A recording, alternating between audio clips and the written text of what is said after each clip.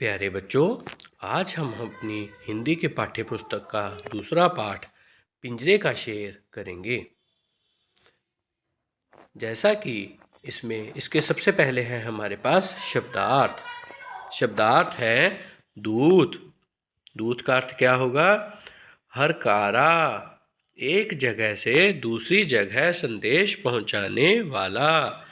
निरीक्षक, निरीक्षक होता है जांच पड़ताल और गौर से देखना।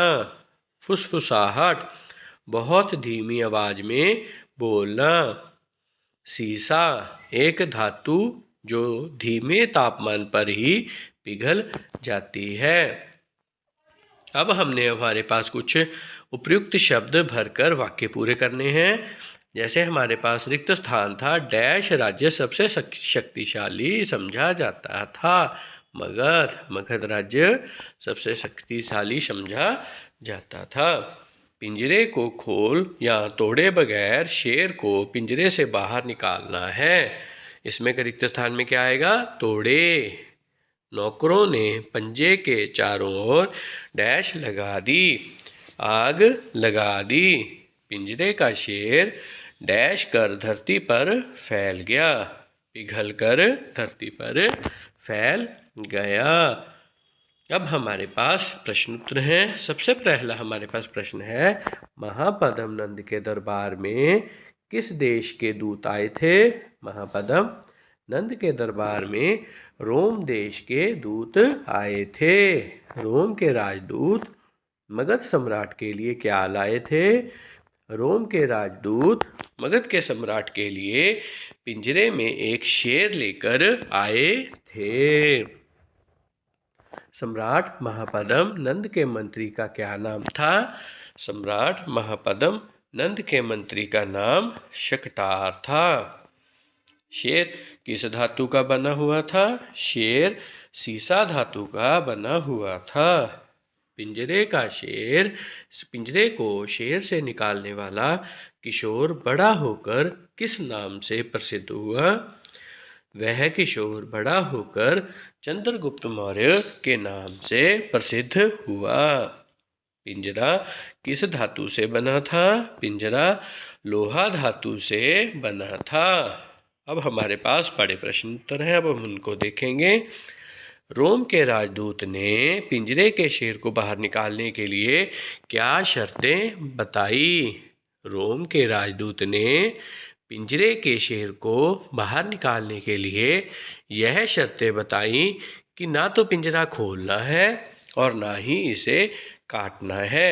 इसे खोले या तोड़े बगैर ही शेर को पिंजरे से बाहर निकालना है।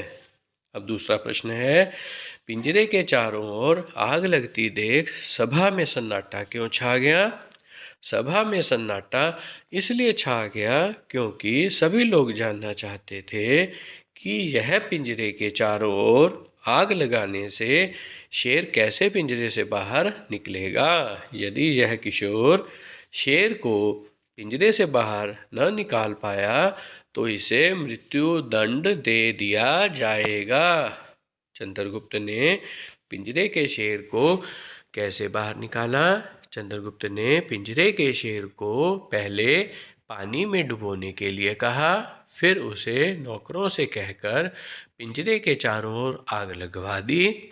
आग लगने से सीसा धातु से बनी शेर की मूर्ति पिघलने लगी और धीरे धीरे धरती पर फैल गई। इस तरह चंद्रगुप्त ने पिंजरे के शेर को बाहर निकाला। अब हमारे पास कुछ लिंग बदलो हैं और कुछ वचन बदलो हैं। जैसे सम्राट का क्या होगा? सम्राज्ञी। शेर शेरनी। महाराज महारानी। नौकर नौकरानी। किशोर किशोरी। राजा का क्या बनेगा? रानी। अब हमने वचन बदलना है। जैसे पिंजरा पिंजरे, सभा सभाएं, मूर्ति मूर्तियाँ, यह ये, बूंद बूंदें, मंदिर मंदिरों। अब हमारे पास कुछ विपरीत शब्द हैं। जिनमें पुराना का क्या होगा? नया। अनेक, एक। असफल, सफल।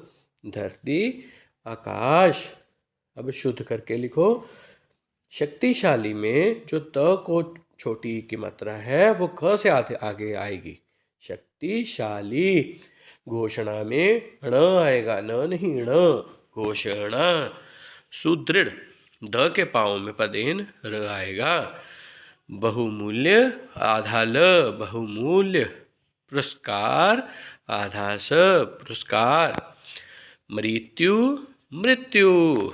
उसके बाद विराम चिन्ह लगाने हैं। किशोर ने मुस्कुराते हुए कहा, वह देखिए महामंत्री। किशोर ने मुस्कुराते हुए कहा, पहले कॉमा लगेगा, फिर ऊपर 2 कॉमे आएंगे। वह देखिए, फिर कॉमा, महामंत्री। शेर को कौन बाहर निकाल सकता है? सम्राट ने गुस्से से कहा। शेर को कौन बाहर निकाल सकता है? प्रश्नवाचक चिन्ह। सम्राट ने गुस्से से कहा, और ये आएगा कॉमा में। किशोर ने सिर झुकाकर कहा, महाराज, शेर पिंजरे से बाहर आ गया है। महाराज, महाराज के बाद और फिर ऊपर कॉमा आएगा। शेर पिंजरे से बाहर आ गया है, फिर पूर्ण विराम। अब हमने संज्ञा लिखनी है। शेर क्या है? एक जातिवाचक संज्ञा। लज्जा, भाववाचक संज्ञा।